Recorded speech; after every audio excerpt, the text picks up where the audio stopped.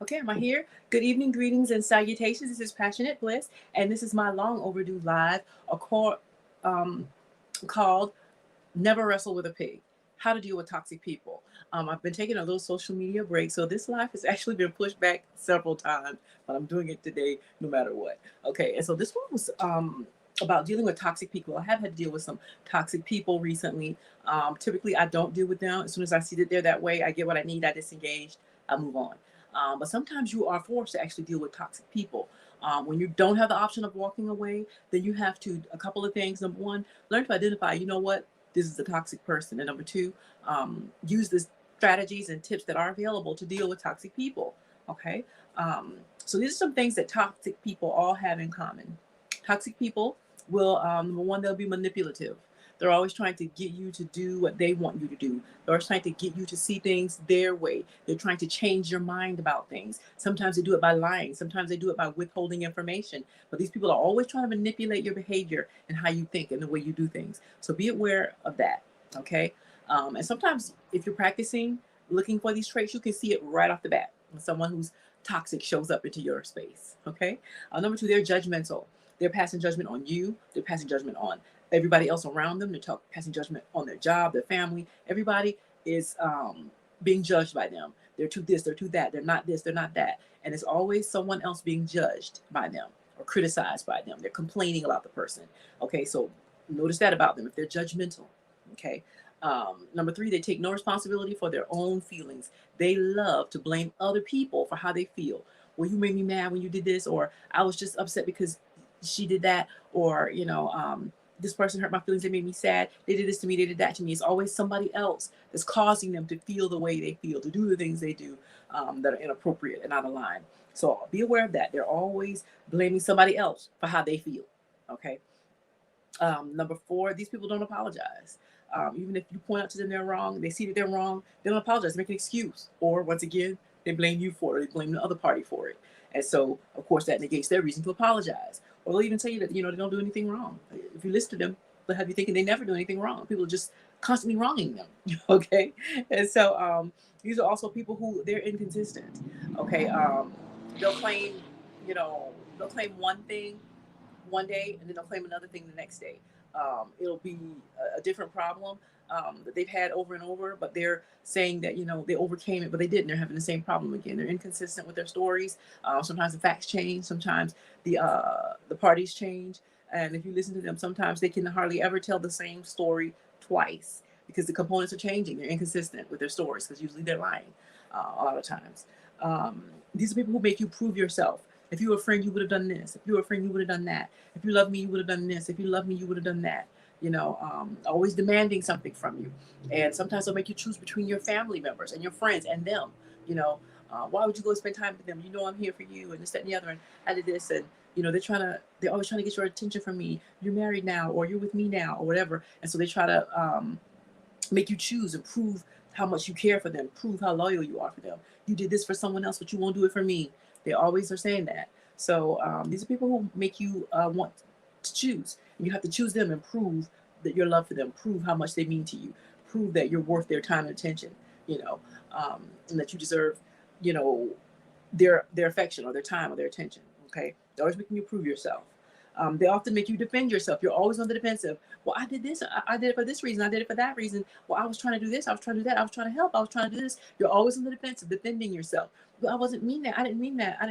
Wasn't saying it that way. I didn't mean it that way. You always have to prove yourself, or you're always on the defensive, with these people. And so, oftentimes you'll find that while you're very interested in them and wanting them to be the best and happy to see them succeed, you'll find that they're never caring very much about what you like. They never care very much about what you are interested in. They dismiss it. They think it's childish. They think it's unimportant. They think it's, not worth them paying attention to. They don't watch your YouTube channel videos. They don't, they don't support you or care about anything that you're interested in. But if it's something they're interested in, then yeah, they want you to be all about it. But when it's time for you to get the same back, it's not there. It's missing. Okay. No interest in what you're doing, And so these are people who have traits in common with those who are toxic. Everyone's different personalities, different backgrounds, different experiences, different exposures. So it's going to present different, but those are several themes that are often consistent in people who are toxic. And sometimes if you look at, it may be family members, it may be friends, you may look at somebody and realize that they're toxic. And so then we want to go on to how to deal with these people, because some of these people you can't cut off, and some people, they come into your universe, and at that moment in time, you can't cut them off. You can make it short, but you can't cut them off. So you have to deal with them. So these are some tips on how to respond to them and deal with them, especially if you have to and there's no choice. Okay. Number one, you want to avoid playing into their reality. Okay. They're always a victim. Somebody always did something to them. It's always someone else's fault. So you have to avoid playing into that reality, not agreeing with them, saying, what? Really? Yes. Okay. I can see that. That was terrible. Don't play into their reality. Just, sometimes you can just say nothing. Or you could actually say, no, that's actually not what happened. Because sometimes you're there and they're telling you the story as if you weren't there, blaming someone else. And if you want to take the time to correct them, so that's not actually what happened. Or I heard a different version. Don't necessarily buy into it and support them and back them up and commiserate with them. When you see them doing this story spinning that they do. Also, you don't want to get drawn in with them. You don't want to get drawn in, because sometimes, especially if they've lied on you or they attacked you, you have a tendency to want to attack them back or to set the record straight. And that's why you see a lot of people going on social media, airing out personal family business, addressing people who address them on social media, and that's why I think about that famous saying by George Bernard Shaw. I learned long ago never to wrestle with a pig. You only get dirty and the pig enjoys it anyway. So you want to think that you can go toe to toe with them. These people can go on forever. It's what they do. It's their way of life. So you want to just let it go. Do not get drawn in. Do not go back and forth with them. Don't try to defend yourself, or don't try to prove that you were right, or go back and forth with them on Twitter or whatever these people do these things on social media, because they only enjoy it anyway. It's what they do. They're good at it. And a lot of times you won't come out be the winner. You'll just make yourself look just as bad as they do. You'll get dirty. Okay. And the pig enjoys it anyway. All right. So number 3, you want to pay attention to how they make you feel. If you're trying to realize, is this somebody that's actually toxic? Is she talking about this person? The most important thing to identify someone who's toxic is, how do they make you feel? Do you come away from them feeling tired? Do you come away from them feeling, worn out? Do you come away from them feeling, negative? Do you feel angry? Do you feel pissed off? Do you feel, like you want to lash out at somebody? Are you angry by the time you get through with them? Do you feel depressed or sad or just exhausted after you've been with them all the time because you had to bob and weave, making excuses? Oh, I didn't mean that. I didn't mean that. I didn't say that. I was only trying to do this. Defending yourself constantly. How do you feel after you get through hanging out with them or speaking to them? When you hang up the phone, how do you feel now? Okay. And so one thing you want to do is, you can possibly, if you would like to, if it's a family member or somebody you care about, talk to them about their behavior. Tell them how their behavior makes you feel. When you attack me, when you blame me, when you say things about me that aren't true, this is how I feel. Let them know that their lies that they've told, this erodes any trust that you have in them, and you can't see a way to go forward if you can't trust them. It's difficult for you to have friends you don't trust or family members you don't trust. So you can talk to them about their behavior if you would like to.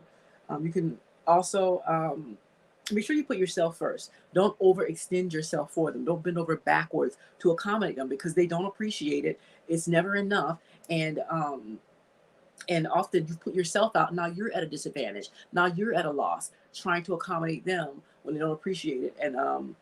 And it's really not worth it, because you're dealing with somebody who's always going to be consuming and taking and wanting you to help them out. And they're not willing to do the same for you in return. Okay. Also, you can offer them compassion, but don't try to fix them. Oh, I'm in this bind because I loaned her money for this, or I'm in debt because of that. Don't fix them. Don't try to save them. Don't loan them money. Don't give them your last. Don't go over and above and beyond for them.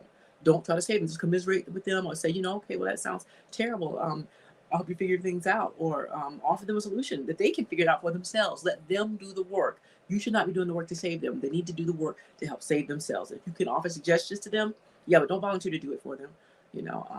Don't pick up the application for them. Don't do that other stuff that you normally would do. Stop doing it for them. Put yourself first. Offer them compassion, but don't try to fix them. You want to learn to be able to say no and walk away. There's a popular saying now that no is a complete sentence. Just say no. Or just say, I'm not able to do that. No, because sometimes they ask too much. Often they ask for too much. They want too much. They're demanding too much. Just say no. You shouldn't hang out with her. You should hang out with me instead. I've been your friend for 20 years. No, I already agreed to go here with them. Say no. It's okay to tell them no. They'll be fine. Um, Also, you want to remember that you aren't at fault. Even when they're blaming you, I'm sad because you didn't come. I'm sad because of this, or I'm angry because you did this or you did that. You don't take responsibility for how they feel. Okay. If they have a problem that they're angry, they're upset, or they're sad, they need to fix it. Offer them something to do. Tell them to read a book. Do something else to make themselves feel better, except demand that you do it.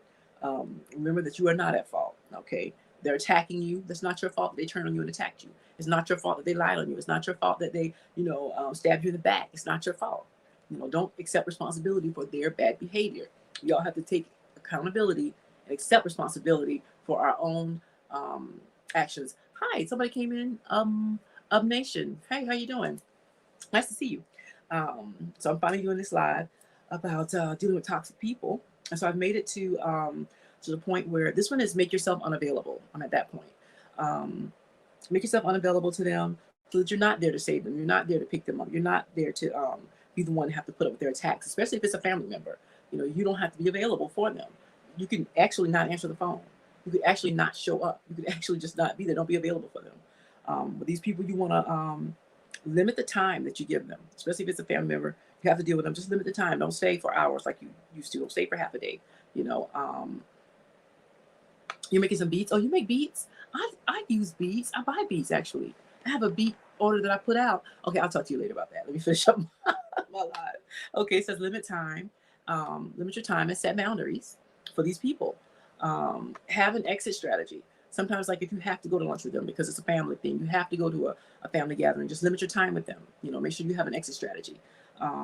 Just say, hey, I got to talk to so and so before she leaves.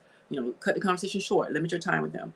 Okay, you want to set boundaries for these people. Well, no, you don't get to talk to me. You're yelling right now. You don't get to talk to me like that. You're not, appropriate right now. So I'm gonna talk to you later. I'll let you call me back. Or I got to go to work. I got to get ready for work. I got to get ready to do something else. Okay, I'll talk to you later.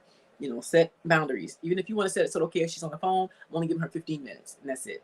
Especially if it's a family member or a friend, your mom or your sister, you can't get out of talking to them. You wanna let them know that you got X amount of time, and that's it. Okay, and also you wanna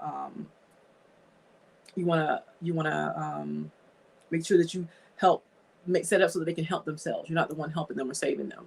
Okay, you want to make sure that they're able to help themselves out of their situation.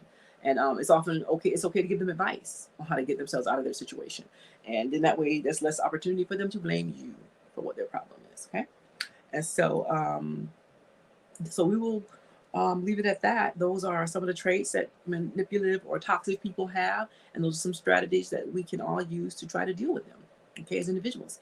And so, with that being said, y'all have sweet dreams. Hope to find them all real. Let me see. Is anybody in here that wants to talk? I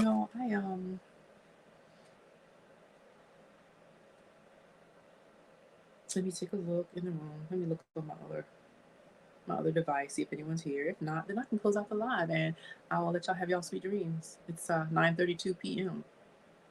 on Friday. So let me see what we got going on here. I should have had this done already. No biggie.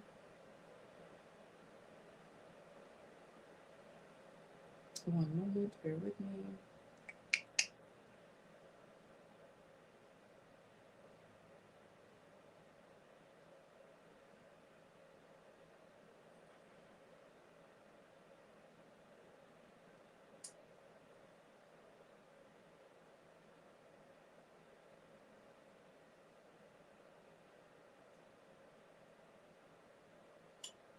Okay, so if anyone would like to come up, you can. Going once, going twice, going 3 times. Okay, so that's the end of that.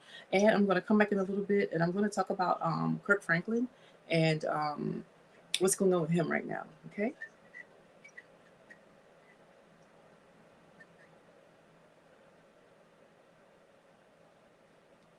Check me out in a few minutes.